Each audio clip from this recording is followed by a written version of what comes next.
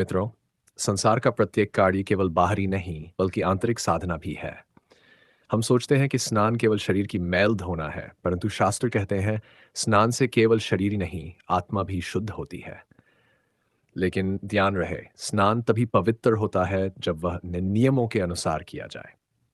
महाप्रेमान जी महाराज कहते हैं, जिस प्रकार गंगा की धारा पाप को धो देती है, उसी प्रकार सही नियमों से किया गया स्नान जीवन की नकारात्मकता को दूर कर देता है।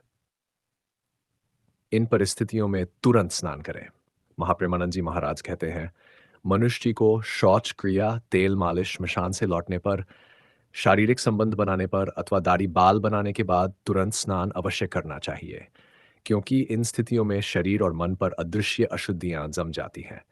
यदि स्नान न किया जाए तो ही अशुद्धियां रोग, चिंता और अपवित्रता का कारण बनती हैं। डू वस्त्रहीन स्नान का दुष्परिणाम। महाप्रेमानंद जी महाराज कहते हैं, जो व्यक्ति बिना वस्त्र स्नान करता है वह जीते जी नरक की पीड़ा का अनुभव करता है। वस्त्र पहनकर किया गया स्नान केवल शरीर को सुरक्षित रखता है बल्कि आत्मा को भी संरक्षण देता है। याद रखो, स्नान केवल जल से नहीं, मर्यादा और पवित्रता से भी होता है। भोजन के तुरंत बाद और रात्रि स्नान। महाप्रेमानंद जी महाराज कहते हैं, भोजन के तुरंत बाद स्नान करना शरीर की जठराग्नि को कमजोर करता है, जिससे पाचन बिगड़ता है और रोग बढ़ते हैं। इसी प्रकार रात्रि के समय स्नान करना भी उचित नहीं है। इससे शरीर की ऊष्मा संतुलन खो देती है और मानसिक अशांति बढ़ती है। स्नान का श्रेष्ठ समय है प्रातःकाल और संध्या।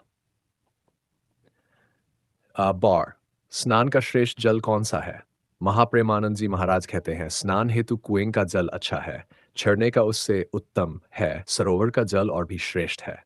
नदी का जल सरोवर से पवित्र है, तीर्थस्थल का जल नदी से उत्तम है और सबसे श्रेष्ठ है गंगा जल। गंगा का जल केवल जल नहीं, वह अमृत है।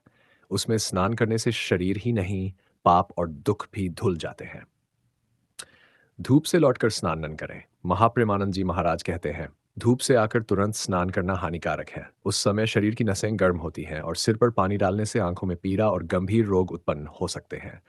इसलिए धूप से लौटने के बाद शरीर को ठंडा करके ही स्नान करना चाहिए। सेक्स, स्नान की दिशा और क्रम। महाप्रेमानंद जी महाराज कहते हैं, स्नान का सर्वोत्तम तरीका है कि आप अपना मुख पूर्व दिशा या जलधारा की ओर करके स्नान करें। इससे सूर्य की ऊर्जा शरीर में प्रवेश करती है।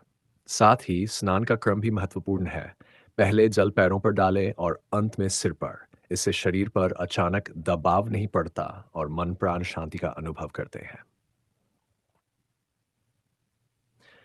महाप्रेमानंद जी महाराज कहते हैं, स्नान केवल शरीर को स्वच्छ करने का उपाय नहीं बल्कि यह आत्मा की साधना है। जो व्यक्ति स्नान के नियमों का पालन करता है, उसका तन भी पवित्र रहता है और मन भी निर्मल रहता है। याद रखो, गंदगी केवल शरीर पर नहीं जमती, विचारों और ऊर्जाओं पर भी जमती है। और स्नान ही वह साधन है जो इन सबको धोकर जीवन को निर्मल बना देता है।